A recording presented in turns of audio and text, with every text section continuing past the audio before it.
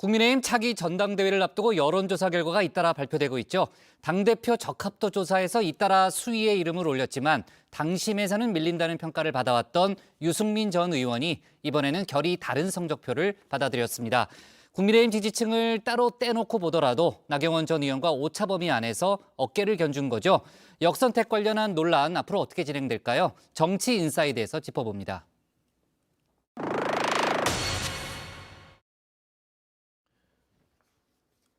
국민의힘 유승민 전 의원이 또다시 당대표 적합도 조사에서 1위를 차지했습니다.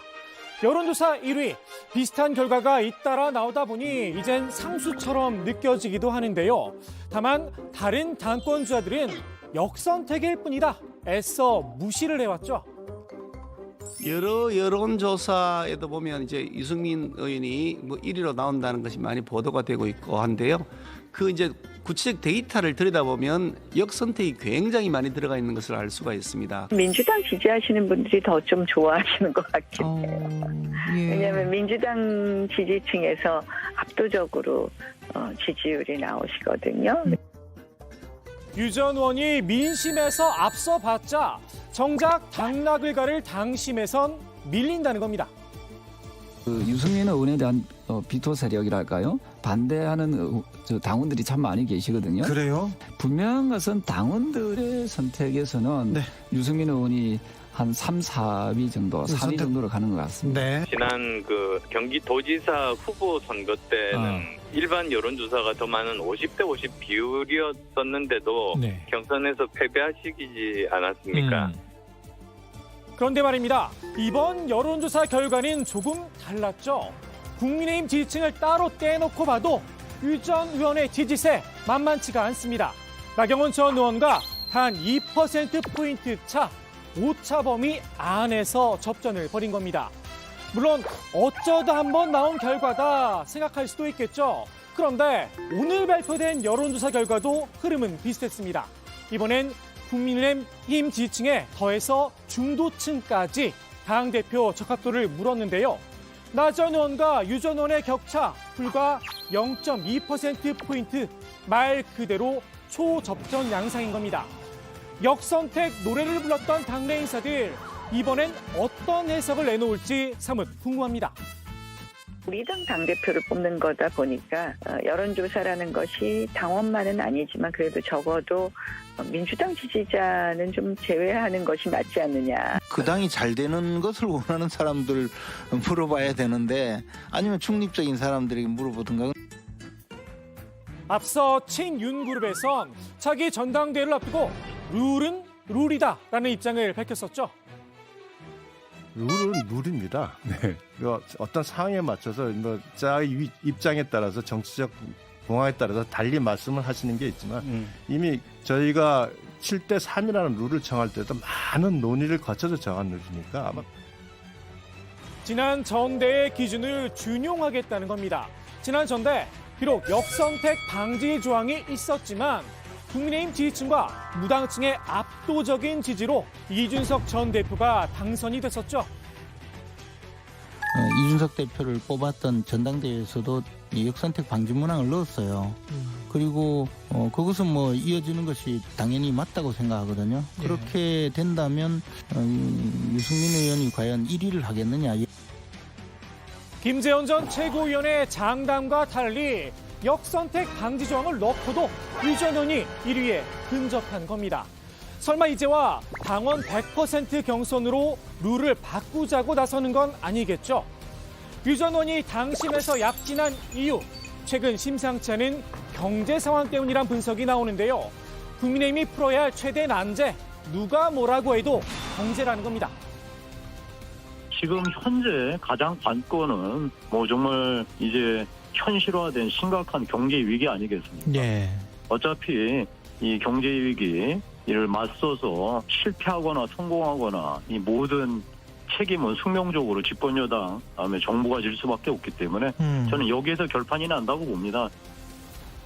유 전 의원, 자타가 공인하는 경제 전문가죠. 다른 당권자들과 비교 불가의 영역입니다. 미국서 이제 경제학 박사 학위를 가진 그죠? 경제학을 한 사람이고 또 KDI도 있었잖아요. 현실적으로 국가 경제를 다뤄본 사람이란 말이죠. 정치 지도자로서는 그런 자질가 있는 사람이 흔치 않거든요. 최근 레고랜드 사태가 터지자 경고음을 울리며 존재감을 부각시키기도 했습니다. 1997년 IMF 위기는 그해 1월 한보그룹 부도에서 시작했습니다. IMF 위기 때 겪었던 것보다 더 고통스러운 구조 조정을 거쳐야 할지도 모릅니다. 기업과 금융의 도산 사태가 임박할 때 누구를 살릴지 그 기준과 수단을 미리 강구해둬야 합니다. 다만 당내에선 유 전 의원이 윤석열 대통령과 궁합이 맞지 않는다는 우려가 크죠. 또다시 여권 내에 분열이 생긴다면 차기 총선도 어려워진다는 겁니다. 당내 갈등을 최소화하고 통합하는 모습을 보여줄 때 그때 국민들께서 표를 주시는 거지 안에서 영일 없이 싸우면서 국민들한테 그 지지율이 높다고 총선에서 표 달라 이렇게 얘기할 수는 없습니다. 당내에선 유 전 의원의 대항마로 한동훈 법무부 장관을 거론하는 목소리도 나오는데요. 차기 총선 출마는 이미 기정사실화하는 분위기입니다. 정치권에선 발상 자체가 한심하다는 혹평도 이어졌는데요. 한심하네요, 저 집권당이. 법무장관 하는 사람은 벌써부터 그러면 어떻게, 그거는 본인에게 아주 정말 피해를 입히는 일입니다. 하면 안 돼요. 자기 직무를 제대로 수행하기 어려워집니다. 집권 여당이 얼마나 다급하면은 1년 반 후에 총선에 한동훈이 나간다 안 나간다. 그래서 국민의 시선을 집중시키려고 하는가? 저는 좀 애석하게 보여요. 이젠 국민의힘에서조차 시기상조다. 부정적인 목소리가 들리기 시작했습니다. 완전 시기상조죠. 지금 뭐 여러 가지 범죄 혐의 수사가 이렇게 층층시야 쌓여있는 마야당에 그것이 마무리되지 않고 정치인 경험이 없는 상황에서 정치로 바로 들어온다. 저로서는 지금 조금 상상하기 어렵고요. 유 전 의원과 맞대결을 펼칠 괄목상대 누가 될까요? 당심이 유 전 의원 쪽으로 움직이기 시작한 상황에서 과연 윤심이 얼마나 힘을 발휘할지도 지켜볼 일입니다.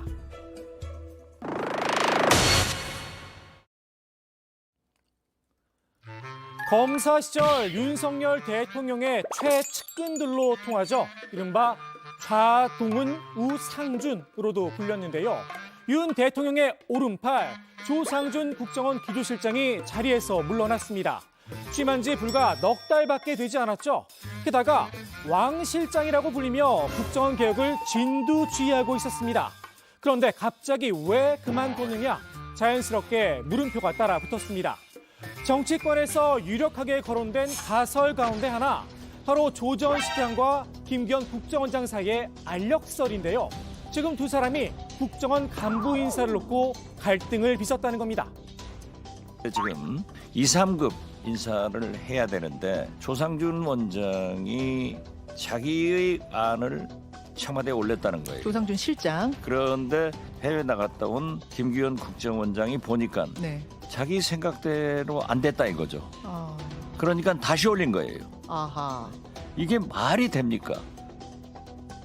조 전 실장이 김 원장을 패싱하고 인사안을 올렸다는 건데요. 윤 대통령 입장에선 두 사람의 파워 게임 당혹스러웠겠죠. 최종적으로 김 원장의 손을 들어주며 조 전 실장을 사실상 교통정리했다는 겁니다. 윤석열 대통령이 전원 결정을 잘했다고 봐요. 국정원장의 손을 들어주니까 조상준 실장이 국정감사를 앞두고 그 전날 사표를 제출했다. 저는 그렇게 알고 있습니다. 일부에선 이 과정에서 조 전 실장의 비위 관련 제보가 대통령실에 보고됐을 거란 뒷말도 나왔는데요. 야당에서 관련 질의까지 준비하고 있었다는 이야기도 돕니다. 여러 가지 비위 문제를 제기하는 사람들도 있고 그러니까 야당 의원이 포함된 국정감사 시작 전에 일찍 사표를 냈다는 것도 있고요. 야당이 그 공세를 하기 전에. 각종 루머가 쏟아지자 국정원이 파문 차단에 나섰죠. 본인의 건강 문제 등 일신상의 사유로 사의를 표명했다는 겁니다. 오늘 윤 대통령도 직접 입장을 밝혔는데요.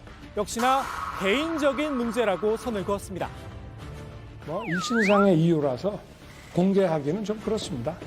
그러나 중요한 직책이기 때문에 계속 업무를 또 과중한 업무를 감당해 나가는 것이 맞지 않겠다 해서 본인의 사의를 수용한 것입니다. 무슨 뭐 공적인 거라면 저희가 궁금해하시는 분들한테 말씀을 드릴 수 있지만 개인적인 문제라서. 조 전 실장이 직접 밝히지 않는 이상 정확한 사유는 알기 어려울 듯한데요. 다만 이번 사퇴 과정에서 국정원의 위계가 무너진 건 분명한 듯 싶습니다. 조 전 실장, 김 원장은 건너뛰고 대통령실에 직접 사퇴 의사를 전달했다고 하죠. 사전은 물론이고 사후 언질도 없었다고 합니다. 조상준 전 기조실장께서 원장에게 전화를 하지 않았다라는 겁니다.